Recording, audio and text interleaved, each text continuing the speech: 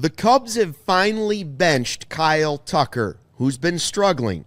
Joey, the question is it the right move and for how long? For right now, in this moment, unfortunately against the Milwaukee Brewers, it is the right move, Luke. They have to get him right. The Cubs aren't going anywhere without Kyle Tucker being Kyle Tucker. And I know it's tough. Sometimes it's hard to tell harsh truths to the people that you love. But Kyle Tucker, you stinks right now, right? I mean, I've got some numbers to back it up. So people, for mature audiences, maybe this is only for you with these numbers. The last 30 games, slash line 181, 323 on base, 238 slug. He's in a 2 for 25 slump. He has only 3 extra base hits over his last 32 games, 1 RBI over his last 54 at bats.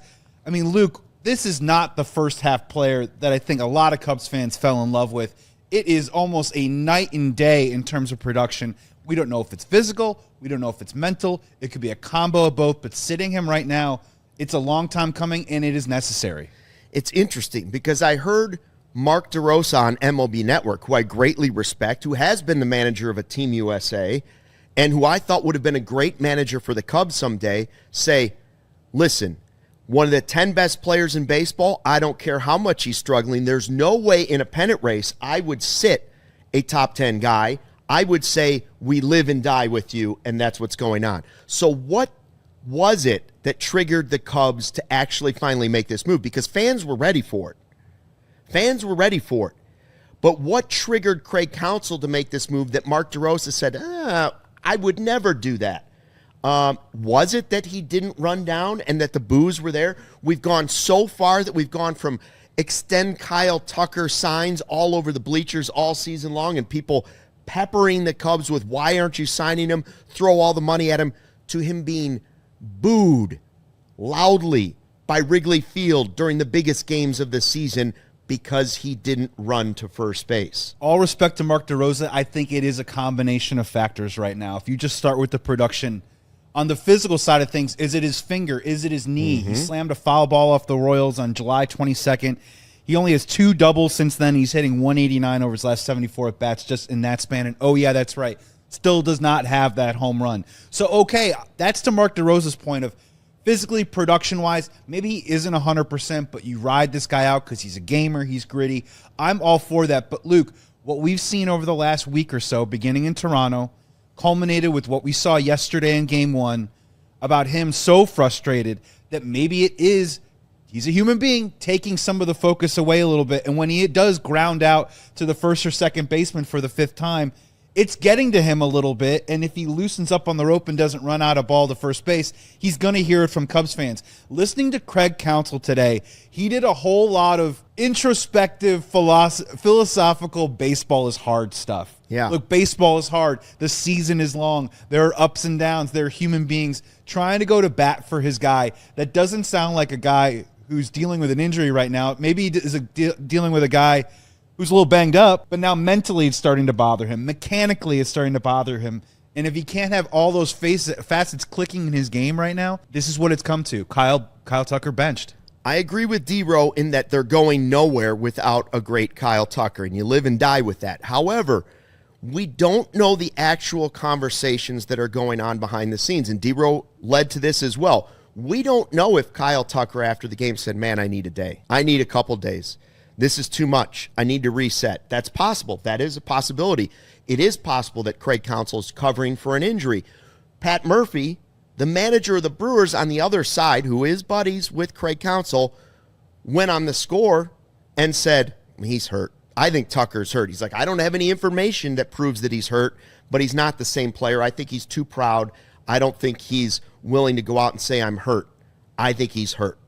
And, okay, if he is indeed hurt, then the Cubs needed to step up before and say it doesn't matter what your contract situation is and how much you want to prove to people that you're going to get through a whole season, which might be a thing, and you need to do what's right for the team. You can't be selfish. It's great at some point to be, I want to play every day, but just like Dansby last year, that at some point the manager has to step in and say, but this is not what's best for the team right now. So we don't know if that is what has happened here with the Cubs.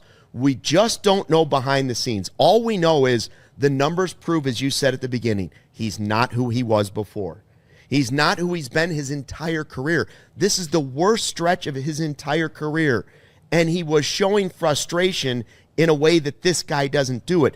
It'd be like seeing Kyle Hendricks slam his glove down on the mound. That's what we're seeing. That's a right? great comp. That's a great personality comp of a guy who just seems to go about his business, isn't very demonstrative, or doesn't have a lot of emotions out there in the field. And honestly, in terms of a star, a centerpiece of a lineup, I kind of like that. I kind of like the even keel guy. But again, we've seen him over the last week crack a little bit, and I think that is a signal to Craig Counsell that we need to slow this down a little bit and just hit the reset button.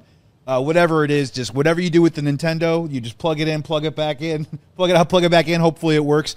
Here's what we do know, and obviously I've been tossing out a lot of bad numbers. On June 29th, Kyle Tucker was hitting .291 with a .395 on base percentage and a .537 slug.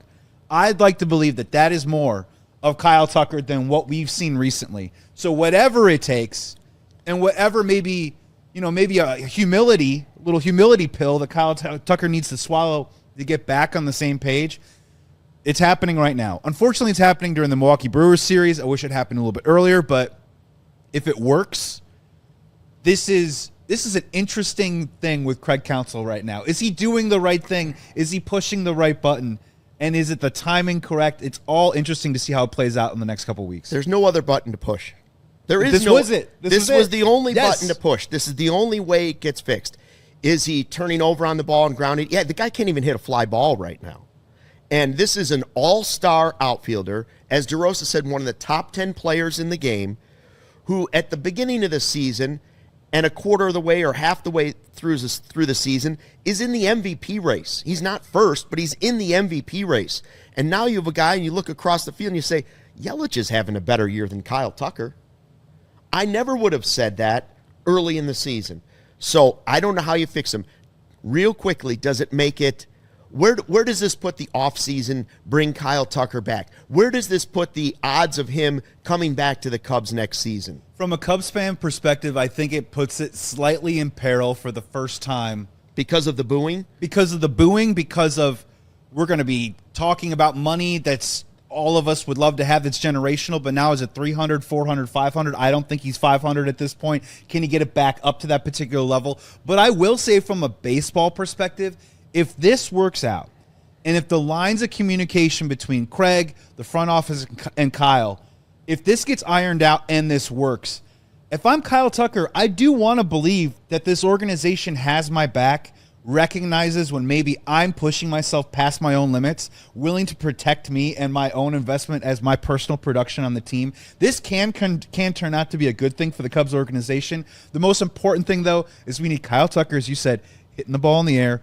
hitting the ball over the fence, driving in runs, and being Kyle Tucker. Yeah, and how much of the way that they have handled Tucker this season, not benching him to this point, keeping him batting second through all of these struggles, loyalty. How much of that is about loyalty and that next step moving forward with Kyle Tucker? On the devil's advocate, I would say this. He might be less expensive, and he might be closer to the Cubs' wheelhouse than he was before, and he might be getting less years because of the stretch. The only way that money's coming back is a superstar hot run in the postseason for Kyle Tucker. Let's just hope he gets there.